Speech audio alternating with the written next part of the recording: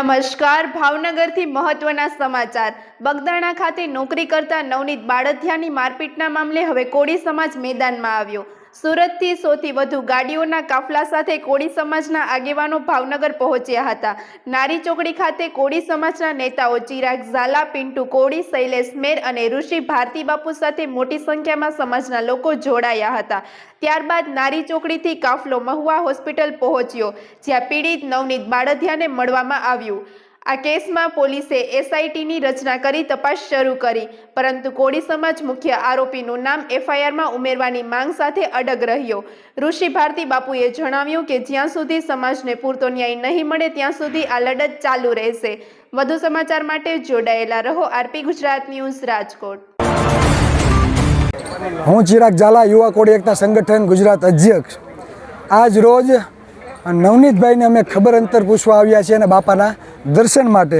અમારા માટે ગૌરવની વાત એ છે કે સમાજના આગેવાનો કોઈ બી રાજકીય પક્ષને સાઈડમાં રાખી સમાજની એકતા માટે, સમાજને ન્યાય અપાવવા માટે ભેગા થયા, એકઠા થયા અને એસઆઈટીની રચના પણ કરવામાં આવી। પણ એસઆઈટીની રચના જ્યારે થઈ છે ત્યારે અમારા સમાજના આગેવાનો નેતૃત્વ પર અમને વિશ્વાસ છે કે 2-3 દિવસમાં અમને સારું રિઝલ્ટ મળે અને આ સમાજમાં જે શંકા કુશંકા છે તેનું સમાધાન થાય। રવિવારે સાંજ સુધીમાં જો ચોક્કસ ન્યાય નહીં મળે તો આગામી દિવસોમાં અમે ગામે ગામ એવા યુવાનોની ટીમ તૈયાર કરશું, તેને સમજાવશું કે આ દેશ બંધારણથી ચાલે છે, સત્તાની તાકાત શું છે, મતની તાકાત શું છે। આગામી દિવસોમાં 2027માં કોળી સમાજ, ઓબીસી, એસસી સમાજના મતથી જે સરકારો બને છે તો અમારા મતથી જો સરકાર બનતી હોય તો અમારા ટેકા વગર પણ આ સરકાર બનાવવા દેવશું નહીં। જુઓ, પીડિત નવનીતભાઈને ન્યાય મળે એના માટેની આ લડત છે। સમસ્ત ગુજરાતના તમામ પાર્ટીઓના કોળી સમાજના 15 જેટલા એમએલએ, 3 એમપી, 2 મિનિસ્ટરો, 1 કેન્દ્રીય મિનિસ્ટર, આ બધાએ મળીને ગુજરાત સરકારને વિનંતી કરી અને સીટની રચના પણ થઈ, પરંતુ હજુ સુધી નવનીતભાઈને ન્યાય નથી મળી રહ્યો। એના માટે જે યુવાનો મવા જઈ રહ્યા છે એમાં મારા આશીર્વાદ છે। અને એક વાત આજે ખાસ કરવી છે કે હમણાં જેમ સભામાં વાત થઈ એ પ્રમાણે કે જિસકી જીતની સંખ્યા ભારી ઉસકી ઉતની હિસ્સેદારી, વોટ હમેરા और રાજ તુમેરા એ નહીં ચલેગા।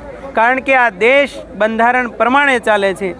જ્યારે નવનીતભાઈ એ પીડિત થયા છે અને અન્યાય થયો છે ત્યારે હિન્દુ રાષ્ટ્રને નામે જે લોકો કાર્ડ ખેલી રહ્યા છે એમાંથી કોઈ પણ સંગઠનો આજે એની ખબર અંતર નથી પૂછતા।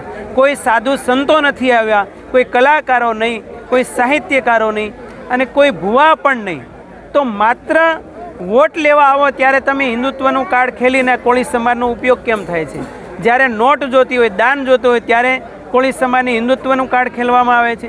જ્યારે સેવાનો પ્રશ્ન આવે ત્યારે હિન્દુત્વનું કાર્ડ ખેલવામાં આવે છે। પરંતુ જ્યારે કોળી સમાજ હક અને અધિકારની વાત કરે, સમાનતાની વાત કરે અને પાવરની વાત કરે ત્યારે એને કોઈ ધ્યાનમાં લેવામાં આવતા નથી। પરંતુ અત્યારે સમસ્ત કોળી સમાજ જાગી ગયો છે, એટલે એનું લક્ષ્ય પૂરું થશે એવી શુભકામના સાથે જય ભારત। વોટ લેવા આવે ત્યારે શું કહીને આવે છે? હિન્દુ છો તમે, હિન્દુ છો, સમજાય ને? પછી નોટ જોતી હોય તો નોટ દાન લેવા આવે ને XYZ જે સંસ્થા હોય તે, ત્યારે પણ તમે હિન્દુ છો। પછી સેવા, બગદાણામાં 90 જેટલા સંગઠનો હાલે છે, કેટલા? અને ઈ સેવા નિષ્કામ ભાવે સેવા શું થાય તો કે મોક્ષ થઈ જાય, એવો મોક્ષ જો ભાડમાં। સેવાને નામે પણ આપણને હિન્દુત્વ સાબિત કરે છે। અને જ્યારે પાવરમાં આવવું હોય ત્યારે અમુક નિશ્ચિત પાર્ટીના લોકો વ્યવસ્થિત ગોઠવાઈ જાય છે, ત્યારે તમે હિન્દુ નથી, સમજાય છે? એટલે માત્ર ને માત્ર આવી રીતે ઉપયોગ કરવા માટે હિન્દુત્વના એજન્ડા લઈને ચાલવાનું। અને જ્યારે સત્તામાં આવો ને ત્યારે બધું જ ભૂલાય। જો એ એજન્ડાથી બધા હાલતા હોય તો એટલું આખું ગુજરાતમાં તમે જો આખો કોળી સમાજ આમ હિલોળે ચીડ્યો છે, આમથી આમ આટલી બધી દોડાદોડી કરવી પડે। એટલા માટે આપણી સાથે જે બગદાણાની મેટર છે એના નામે પણ તમે બીજી મેટ્રો ક્યાંથી થાય છે, ક્યાંથી આખી કેમ રચાય છે, એનું એપી સેન્ટર શું છે, એનો ખ્યાલ દરેક સમસ્ત કોળી ઠાકોર સમાજના ભાઈ બહેનોનો હોવો જ રહ્યો. અને એટલા માટે ટોટલ અવેરનેસ અને ટોટલ યુનિટી બે કામ જો સિદ્ધ થયા, સંગે શક્તિ કલો યુગે, અને જેમ વિવેકાનંદ કહેતા કે ઉત્તિષ્ઠત જાગ્રત પ્રાપ્ય વરા નિબોધત, જો આ બે કાર્યો સિદ્ધ થયા, હમણાં જેમ ચિરાગે કીધું ગામડામાં ચેન્જ, ઓબીસી સમાજમાં ભવિષ્યમાં સમાજના હું તો સંતોના એવા આશીર્વાદ અમે આપીએ કે ભવિષ્યમાં કોળી સમાજનો સીએમ પેદા કરે. માધવસિંહ સોલંકી સાહેબ પછી કોઈ બન્યા નથી. ચિરાગે તો જે બનાવે છે ડિઝાઇન આખી, ક્યારે બધા યુવાનોએ તો વાંચવી જોઈએ.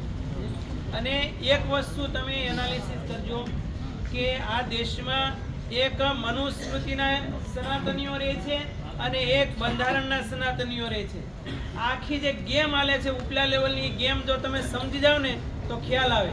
5000 વર્ષ પૂર્વે શુદ્રના નામે ગુલામ બનાવવામાં આવ્યા, અને અત્યારે 15% લોકોના હાથમાં સત્તા ઉપર, બધી જેટલા ક્ષેત્રો છે એમાં સત્તા ભાગીદારી 15% લોકોની છે, 85% લોકો ગુલામી ભોગવે છે.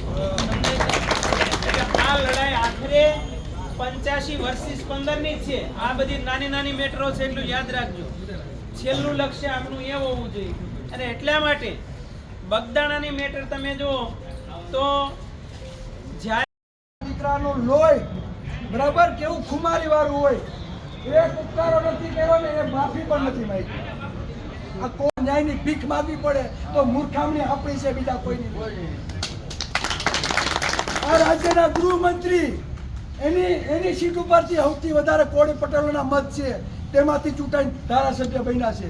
આપણા મતથી ગૃહમંત્રી બન્યા છે.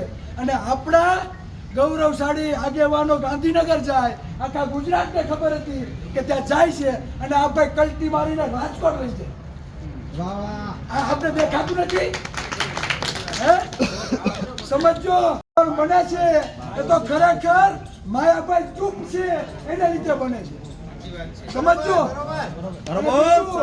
મીડિયા વાળા અને વાતાવરણ એવું કહે છે તમને એસઆઈટીની રચના થઈ ગઈ, તો હજી તમને કેમ કોઈનું લાગે છે?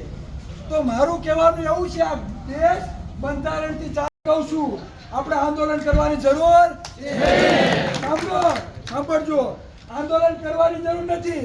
આંદોલન કરશો ને તો વિશ્યામાં ગાલી દીધા, 300 હાથમાં, હળવદમાં નાખી દીધા, કોટડામાં નાખી દીધા, પીછવીમાં નાખી દીધા. આવી ઘણી એવી જગ્યાઓ છે.